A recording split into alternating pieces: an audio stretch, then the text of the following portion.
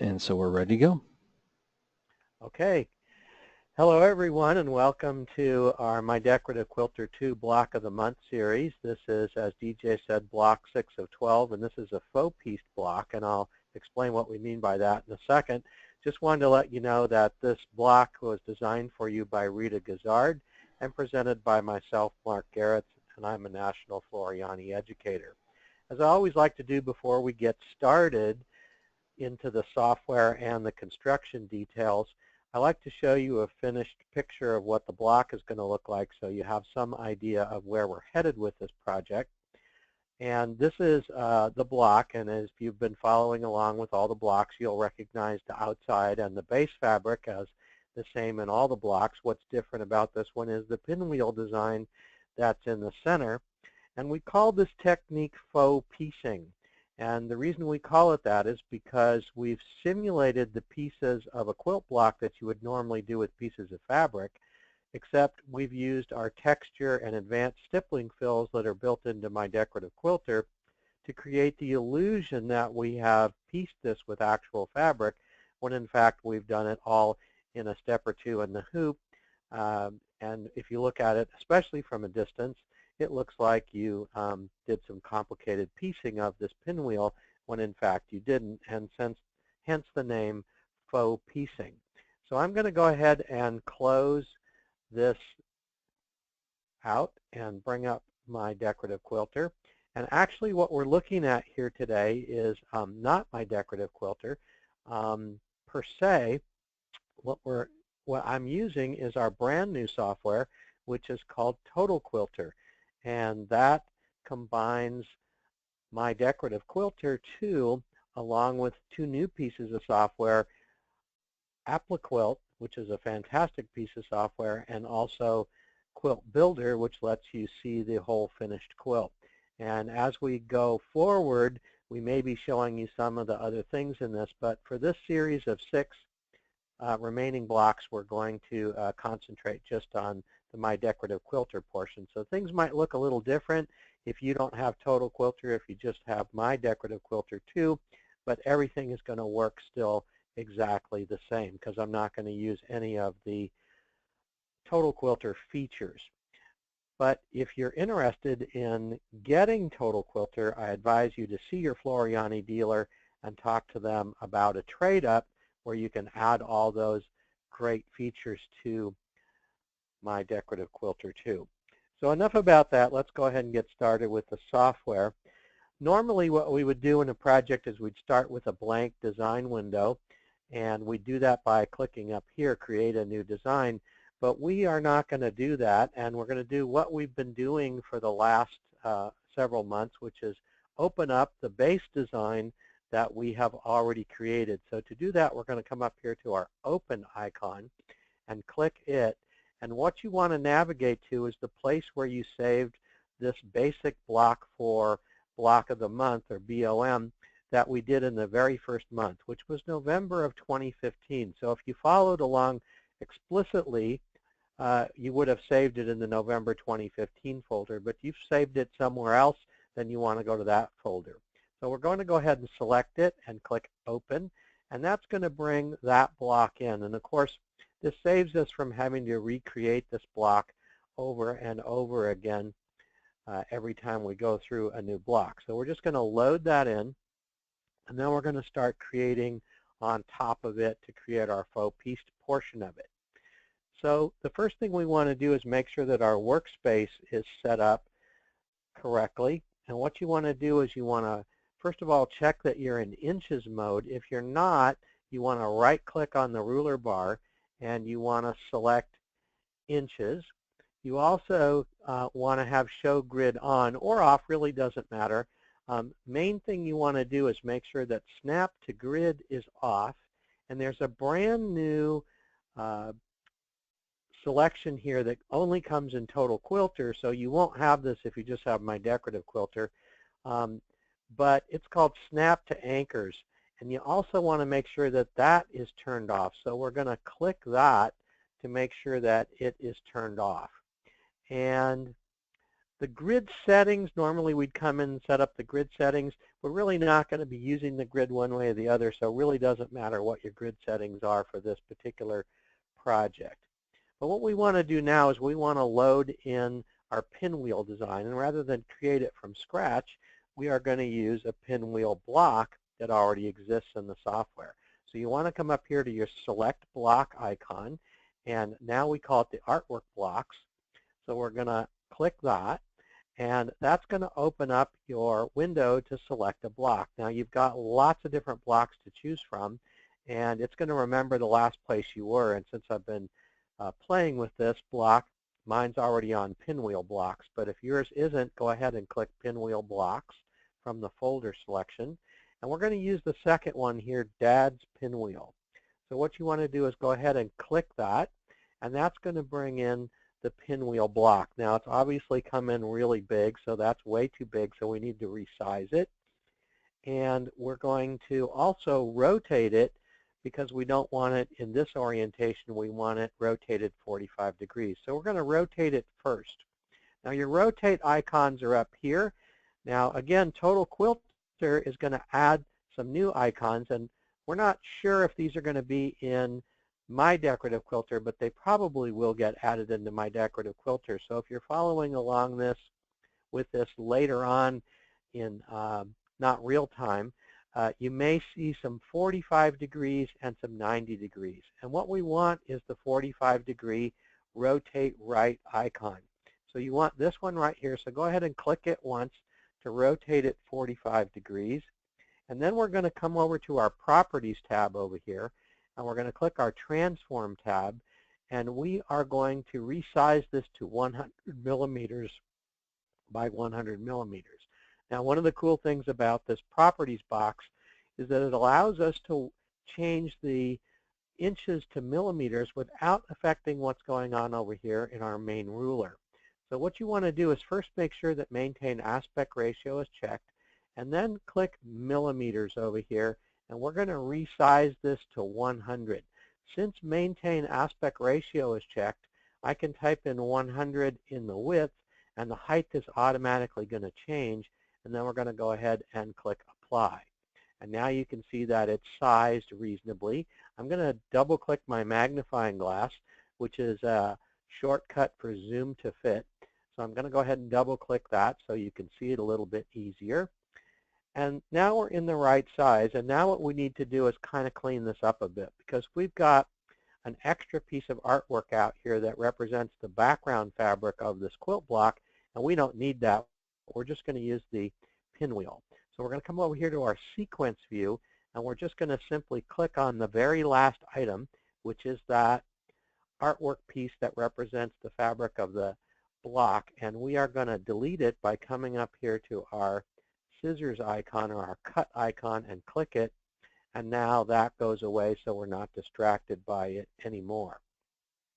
So what we're going to do now is we are going to first of all collapse this last item. So this came in expanded because it automatically selected one of it. So we're going to do something called collapse it by clicking on this little minus icon right here. So I'm going to click that, and that's going to make it so that these last three artwork items here don't expand out and take up a lot of space. So we can work with them a little bit easier. We want to come and click the very first artwork item of the pinwheel that we brought in. So it's going to be the top one here, and it's Floriani Poly 6655 Ophelia. So you're going to go ahead and click that.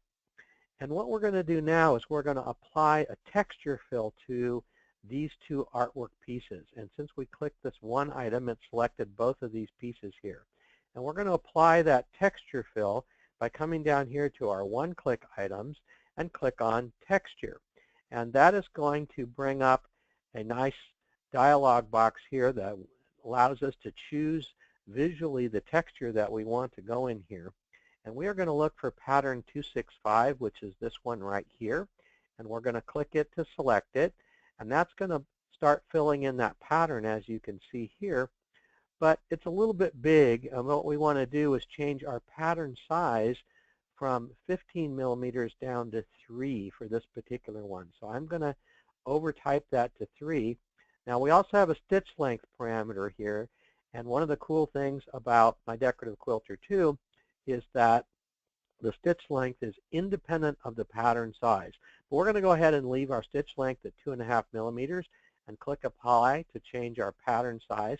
And you can see it's changed to a much more reasonable size pattern for the effect that we want right now. And in fact, what I'm going to do is I'm going to zoom in even a little bit more so you can see this a little bit better. So I'm going to zoom in here. There we go. I'm going to go back to my select icon. And we've got our texture fill in here for the very first item. We're going to go ahead and fill the other two now. And before I do that, I just want you to see that right here what's happened is we've created the stitches down here in our sequence view. And our very, very first item, our artwork item that we selected, is still here. One of the features of my Decorative Quilter 2 is these one-click icons down here don't technically convert when you start with artwork. They in fact make a copy of it and then convert the copy. So we're left with the original artwork. And usually that is something that's a pretty cool feature because we could change this to have a fabric fill in the background and then we could see what our texture looks like on top. We're not going to use that in this block, but that's why it does what it does. So we're going to click on our second artwork item right here, the dark navy 360, and that's these two triangles here. And again, we're going to apply a texture fill to that. So we're going to do the same sequence that we did. We're going to click our texture fill, and we're going to this time apply pattern 268, which is right here. So I'm going to click that one. Again, that's too big for what we want. So what I'm going to do is change it in the pattern size again. This time we're going to change it to 5 millimeters. So we're going to come down and select 5 and click Apply. And the last thing we're going to do is apply a fill to these 4 remaining triangles here. We're going to select all of those at once by clicking the last artwork item, this Poly 784 Light Sienna. And instead of doing a texture fill, however, this time we are going to apply an advanced stippling fill. Now this is a similar idea to the texture fills, but the patterns are different. They're more of a stippling rounded quilting as opposed to a straight texture. So what we're going to do is click on that icon, and now we're going to get a second or a different set of patterns to choose from. These are our stipple patterns. And for this one, we're going to choose stipple 028, which is right here. So we're going to go ahead and click that. It's going to put it in. Now, again, that's way too big. So we're going to come over here to our pattern size, change this one also to 5 millimeters, and click Apply. And now we've got all of our fills in for our pinwheel. Now, remember I said that these artwork pieces are sometimes useful, especially if we wanted to preview fabric or see what the fabric color would look like underneath.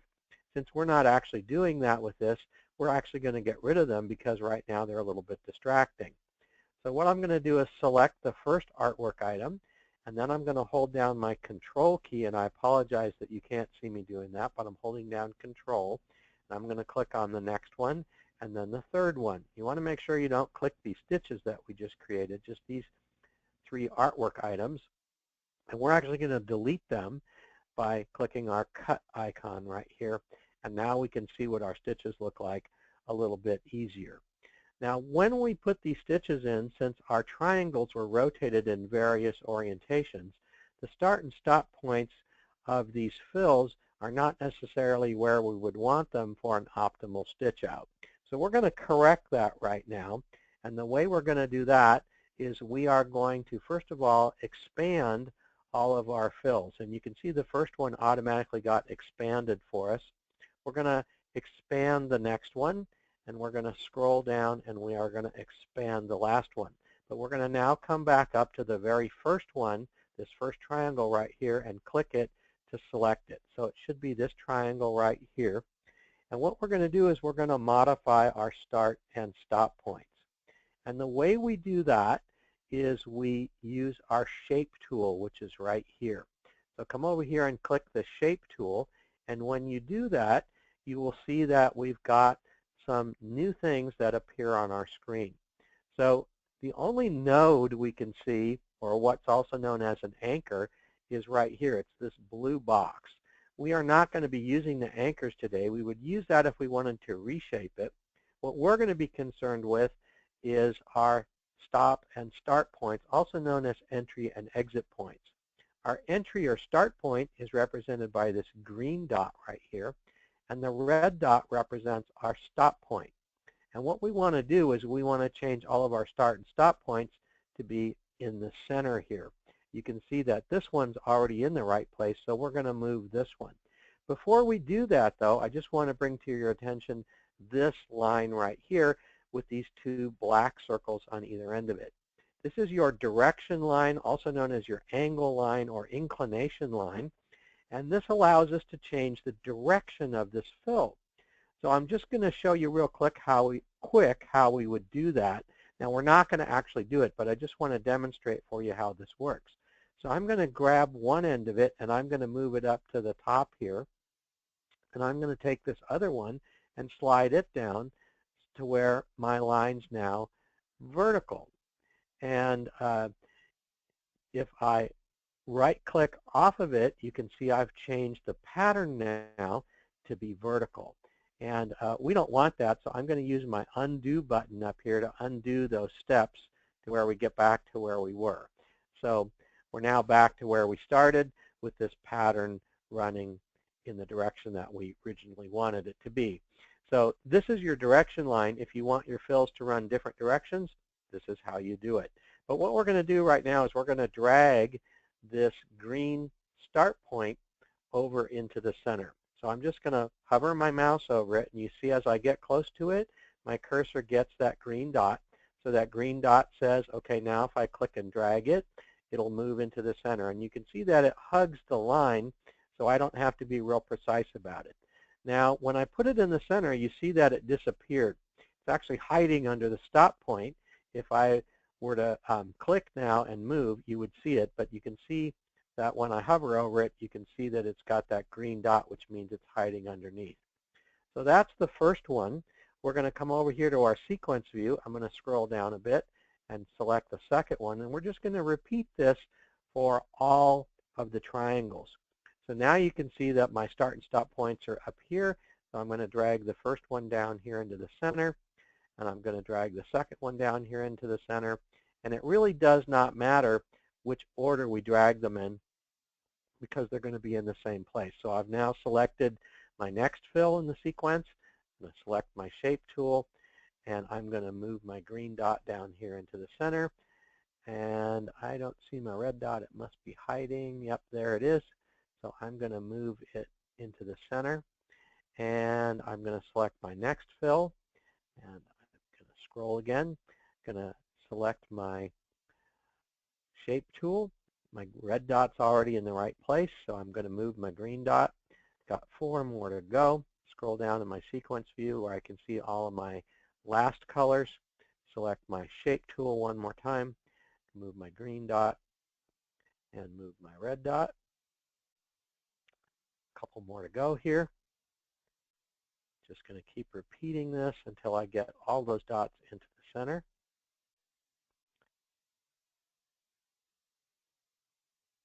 Getting near the end. Red one's already in the right place. One more to go. Both of these into the center. And that completes the section where we have changed the start and stop points. So now what we need to do is just give this a little final polish to make it stitch out just a tiny bit better. One of the things that we're going to do is, if you take a look, say, for example, at this fill, you can see that the edge isn't really defined because the fill pattern's kind of going up and down. This edge over here, you can see, has got some lines, some connector threads that go from one row of stitching to the next, but there's a gap here. So this gives it kind of an unfinished appearance. And what we're going to do is just make it look a little bit more finished. So we're going to come back and click our normal select tool, and we are going to collapse all of these. Now, I showed you how to expand them individually And I could come in here and I collapse them one at a time again, but I'm going to show you a shortcut. I'm just going to right-click in the sequence view, and I'm just going to say collapse all, and that collapses them all. And then I'm going to scroll down so I can see them. And what we're going to do is we're going to select all of the stitches. Now, I could do it the way I did it before, which was select the first one, held down Control, and select this one, then hold down Control, and select this one. I'm going to teach you a new way to do it, though. So I'm going to click the first one, and as long as everything I want to select is in a single line, and there's nothing in between that I don't want to select, I can select the first one, come down to the last one, and hold down the Shift key, and I'm holding down the Shift key, and click, and it will now select everything in a line. So now I've selected all of those, and what we're going to do now is we're going to create an outline that goes around the edge of all of these stitches, and we're going to do that with our Create Outline tool, which is located right here. So we're going to go ahead and click that. And you want to set your ripples to 1. You want to set your spacing to 0. Make sure that Cascade is checked, that Join Repeats and Remove Selection are unchecked, and go ahead and click OK. And when you do that, the software, if we scroll down in our sequence view, is going to give us a brand new object, which is down here, and I'm just going to click on it. And you can see the little blue outline here. This is an artwork object that goes around the edge of everything. So we have created a piece of artwork now. That won't stitch, so we need to turn it into stitches. And we're going to use our one-click icon down here, the Run Stitch. So we're going to go ahead and click that, and that's going to create a set of stitches. And since we started with artwork, you can see it made a copy and converted the copy. So now we've got a set of stitches. You can delete this if you want to. I'm just going to leave it alone. I'm going to leave it in there. But here's our stitches, and here's our properties of our stitches. So we are going to change this from a single run, which is the default, to something a little bit heavier to give it a little more definition. And we're going to change it to a bean stitch. So I'm going to select bean. The number of repeats is automatically going to be 3. The stitch length is going to default to 3. That's perfectly okay for what we want. So we're going to go ahead and click Apply. And then what we want to do is, if you notice, these stitches, even though they're technically on the outside of the actual artwork and technically at the actual border of the blocks, it would look a little bit nicer if we moved them in a little bit. So what we're going to do is we're going to come to our Transform tab, and we're going to resize this down just a tiny bit. And this time we're going to use our percentages. Make sure Maintain Aspect Ratio is still checked. We're going to change our top one to 99% and click Apply, and it's automatically going to change our bottom one. And you can see when we do that, that stitch is now hugging our design a lot better. So only last thing we need to do now is we need to reorder this stitch out, because what we're going to do, if you remember our previous blocks, is we're going to put down our first piece of fabric, and then we're going to start to put down our corner triangles. But we want to stitch this after we put down our first piece of fabric and before we put down the corner triangles. And where we have created all of these is at the end. So what we're going to do is we're going to select this run stitch that we just created. It should already be selected. And we're going to hold down our Control key, and we're going to select all the stitches that we just created. So it's going to be these 3. So we're going to click 1, 2, 3 more with the Control key down. So now we've got all 4 of these stitches selected, and we're going to move them up to the top. Now, we don't want them exactly at the top, but a shortcut we're going to do is we are going to right-click on them, and we are going to select Move from the menu that comes up, and we're going to select first. This is going to move them all the way up to the top, which is not exactly where we want them, but it's close to where we want them. So we're kind of doing that as a shortcut, and we want them to be below this item, or actually this item right here. We want them to be below this light blue, because we want to stitch out this one, and we want to stitch out this one, and then we want to stitch out these guys. So with them all selected, we're going to click on them, and we are going to drag them over the top of this second blue stitch out here, right here, and we're going to let off the mouse, and that's going to move them right below it. So we're going to have the tack down line for our batting, the tack down line for our fabric, and then it's going to stitch all our stitches, and then finally all of our stitch and flip and our quilting lines and everything that we need for the final sequence. So that completes the software section. The only thing we need to do now is we need to save this.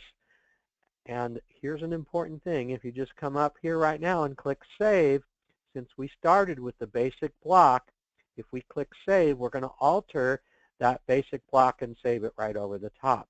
That's not what we want to do. We want to keep this basic block basic. We don't want these stitches in there because we're going to keep reusing it.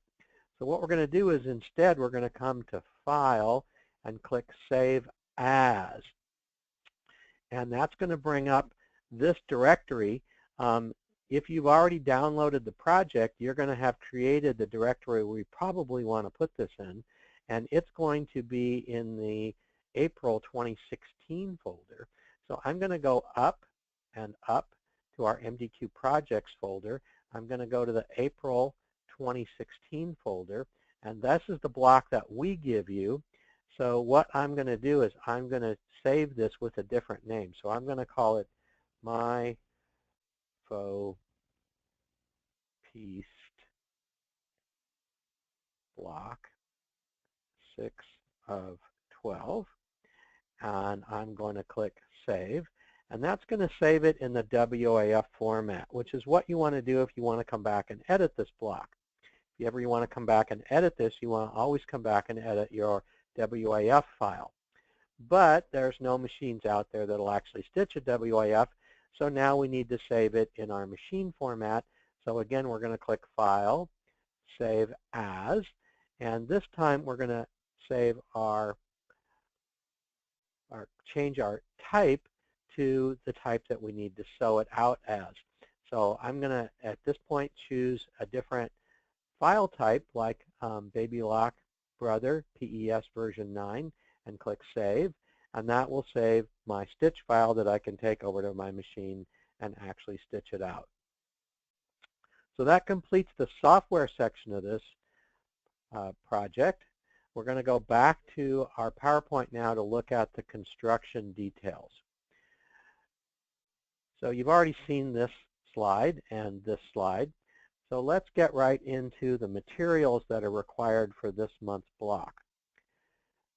So you're going to need some quilted soft bamboo cotton blend batting or Floriani embroidery batting, either one. Doesn't matter. You probably should be using the same one throughout this quilt, but that's up to you. You're also going to need Floriani nylon no-show mesh. Color doesn't matter. You want the non-fusible version for this particular project. You want some embroidery and bobbin thread. You want to choose the top thread. Choose colors that work well with your fabric choices. You're going to need some R&K embroidery perfection tape. That's the pink tape. And of course, you'll need a minimum 6-inch by 6-inch or 150 millimeter by 150 millimeter hoop size. For the fabric details for this block, you're going to need the batting in 4 5.5-inch squares. Fabric A, which is our base fabric for the center, it's in bold here because this is a little bit of a change from what we've been doing in the past. In the past, we've had 4.5-inch squares for the center. For this particular block, we're going to use 5-inch squares. We want it a little bit bigger. So you're going to need 4 5-inch squares for the center. For fabrics B and C, you're going to need 4 4-inch squares. And you're going to cut those in half diagonally for the corner pieces. And when you cut them in half, you're going to be left with 8 of each. So 8 colors of fabric B and 8 colors of fabric C. And these quantities that I've just given you, they make 4 blocks. Now, if you want to see the complete project's fabric list, you want to see the info guide that was included in the November 2015 download.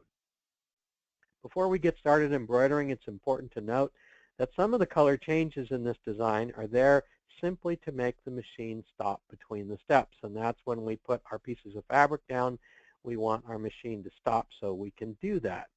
You can leave the same thread color in as you sew your seams and your placement lines, or you can change the thread if you want. But the machine's going to tell you to change the thread. You don't necessarily have to. Important, though, if you have a multi-needle machine, you want to use the controls on that machine to insert reserve stop commands, or whatever your machine calls it, to make the machine stop between the colors. Otherwise, it's going to start sewing the next color right away, and you won't be able to put your piece of fabric down. So let's go ahead and embroider the design. First thing you want to do is load the design that you saved, the machine file, into your machine. You want to hoop up a piece of Floriani nylon no-show mesh all by itself, get it nice and tight, attach the hoop to the machine, and stitch out the first color, which will be the placement line for the batting. And as you can see, it's a big square in the picture here. The next thing you want to do is place the square of batting within the placement lines and secure the corners with embroidery perfection tape, as you see here. And then go ahead and stitch the next color, which will be the placement lines for the first piece of fabric and the subsequent pieces of fabric. You want to center fabric A so that it covers the placement lines right side up. Now, again, this is a little bit of a change. In the past, you would align it with the lines. In this case, the fabric's going to be a little bit bigger, so it's going to overlap the lines. Just get it nice and centered so it overlaps everything perfectly, and it's centered on the lines. And then you want to back up your machine and stitch the placement line again to tack that fabric down. And when you do that, you'll have a placement line that you can see in the center of the fabric. Next, you want to change the upper thread to the desired color for the first texture fill, and then go ahead and stitch out the first texture. Again, you want to pick a thread color that goes with that base fabric and the rest of your fabrics. Next, you want to change the upper thread again to a different color, again picking one that goes well. Stitch it out, which is going to stitch out the second texture, and repeat that for the final or third texture. Go ahead and stitch that out. And now we are going to change the thread one more time, if you want to stitch out the bean stitch, which is going to go around the edge. And that could be one of the colors that you previously used, or it could be a totally different color. Lastly, now we want to go ahead and start putting our piece of fabric down. So you want to go ahead and place your fabric B triangles down along the placement lines, right sides down on the center of the fabric, and go ahead and stitch out the next two colors to tack down the triangles. Then you're going to press those two triangles open, as you see here.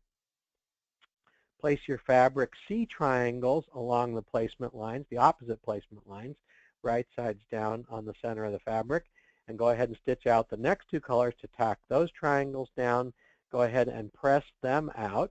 And now you want to remove the tape that's underneath, change the top thread to the color that you intend for your quilting stitches, and stitch the next colors out, which are going to stitch out your quilting stitches. If you want to, you can change the color again or not to stitch out the guidelines. And then you want to go ahead and remove the block from the hoop, trim the block to 6 inches square, and repeat the entire sequence 3 more times to make a total of 4 blocks. All right, and you can trim it 6 inches square by coming 1/4 inch out from the edge of our trim lines or seaming guidelines that we did. Now you want to repeat this entire sequence 3 more times to make a total of 4 blocks. So you're going to stitch out a total of 4 blocks to complete this month's project. And we want to thank everybody for attending. That completes our lesson. We hope you will use this video along with the printed PDF instructions that you've downloaded to recreate the project at home. We hope you'll come back next month for the next installment in the series. And don't forget to post your blocks on the Floriani Embroidery Facebook page, because when we get to the end of this project, we're going to have a prize or prizes that we give out to the people who have posted the best looking blocks along the way and the best final quilt. So again, I want to thank everybody for attending, and I'm going to turn it back over to you, DJ. All righty, thank you, Mark, and we look forward to the next webinar. And I want to let you know I haven't seen any block number 6 yet on the Facebook page, so hopefully we'll get some of those on there soon. But until next time, everybody, thanks for joining us, and we look forward to seeing you next month. Bye-bye. Thanks, everyone.